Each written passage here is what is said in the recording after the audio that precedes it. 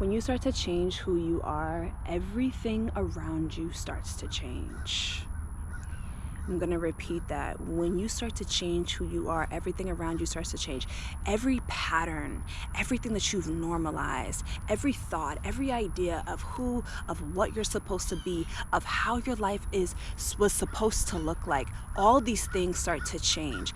This is because your self-image is changing and your entire reality is built from your self-image. This is how you see yourself in relation to the world and how you think the world responds to you. And when that self-image begins to deconstruct, how the world responds to you begins to change. And so then why do we get to that point and we have so much pushback?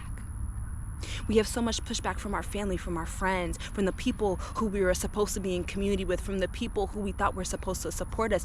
Why do we get so much pushback when we start to change? This is because in our literal reality, in our literal dimension, in this physical plane, we have been literally programmed to stay in survival mode. Stay with me now. We have literally been programmed to stay in survival mode.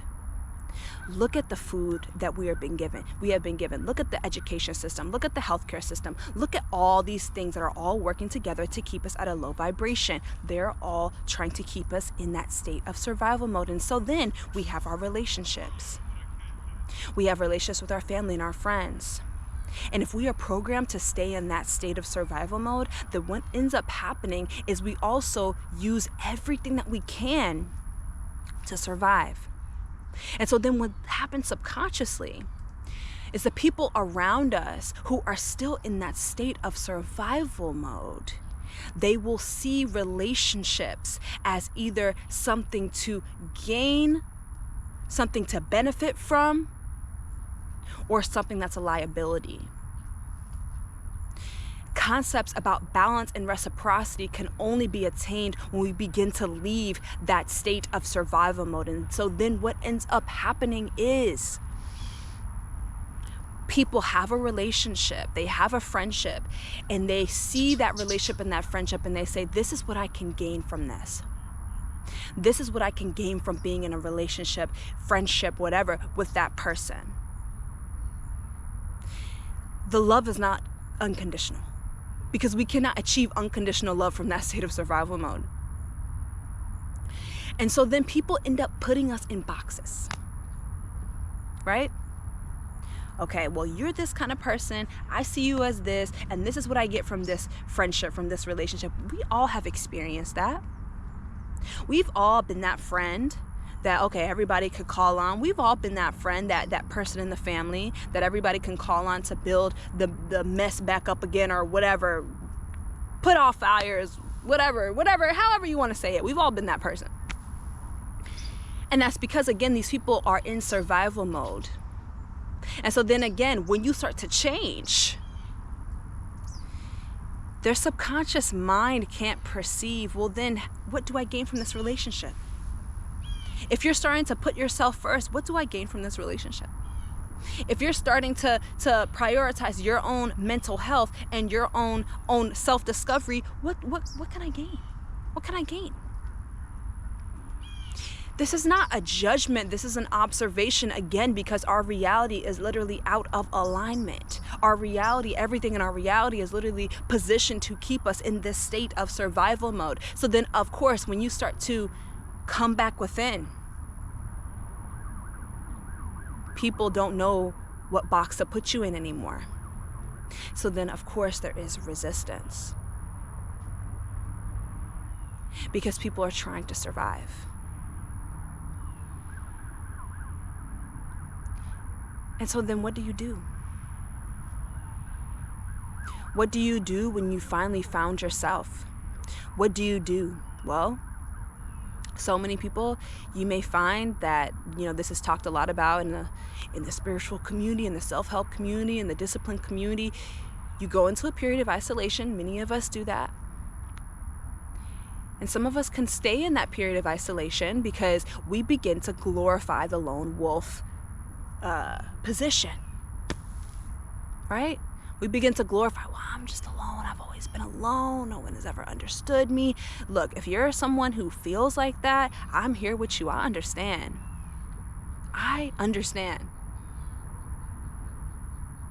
But at the end of the day, your soul, your heart craves connection.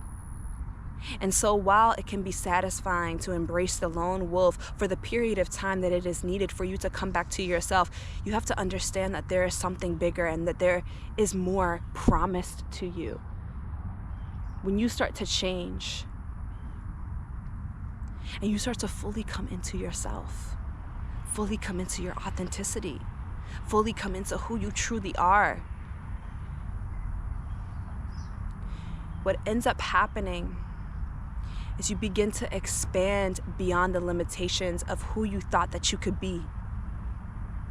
And again, our entire world around us has positioned itself to be a perfect mirror of our own self-image.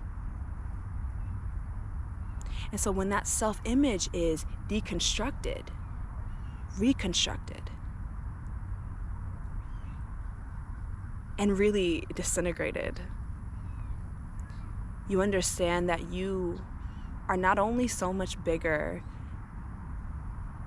and more limitless than you thought that you were, but you also understand that there is more for you to experience, and the potential for connection lies outside of what you thought was possible. And then you start entertaining possibility.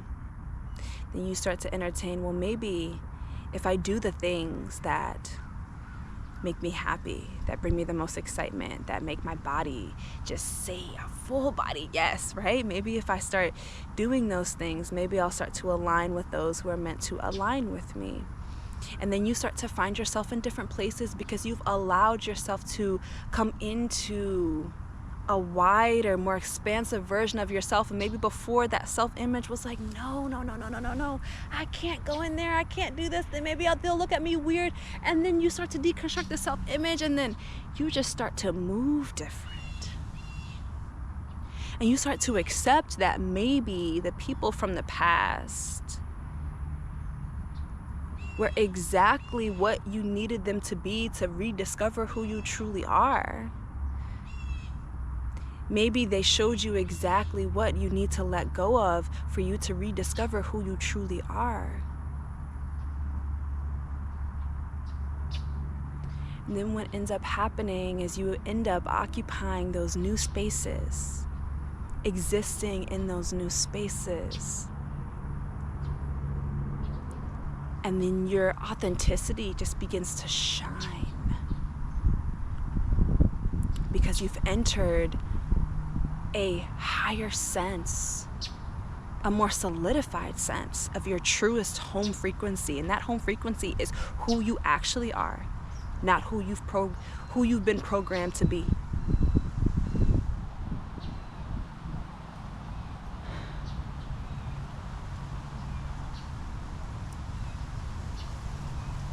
People don't want us to change because it forces them to confront all the parts of them that yearn to expand as well, that yearn to shift as well, that yearn to heal as well.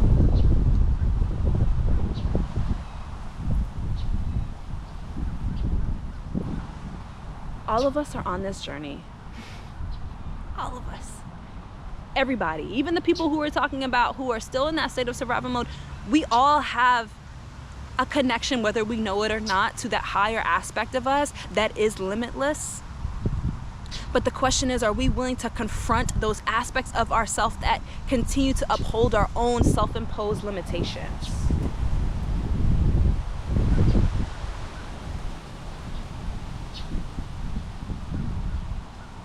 The wind, you guys. Not Miss Oya making a entrance. And so I say all this to say that The more that you expand into that authenticity, the more that you expand into the truest version of yourself, yes, there will be times of shedding. Yes, there will be times of contraction, like how I've talked about before. There will be times of all these things. But after every contraction phase is an expansion phase. After every period where it's hard and it's like hard to move through, because it's like, it feels like moving through mud. It's like, fuck. Every conversation is hard because I'm reestablishing myself over and over and over again. And I don't know why you don't see me. Why don't you see me? They don't see you because they don't want to see themselves yet. And you need to understand that.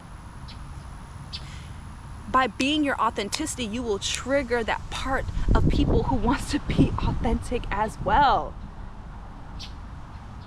It is all in perfect timing. This is exactly why they don't want you to change. But every single time you meet that resistance, move towards it, because it's literally initiating you into a new level of your own authenticity and of yourself. Know this.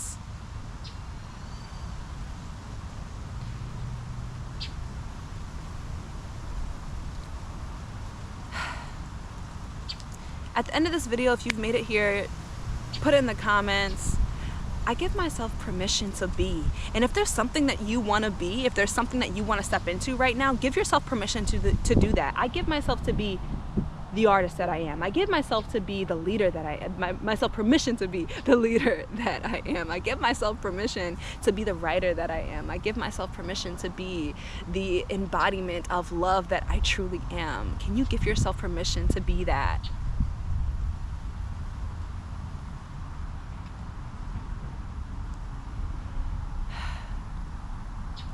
If you're ready to tap into all layers of you, First Contact sign up ends on August 8th, and I will see you there.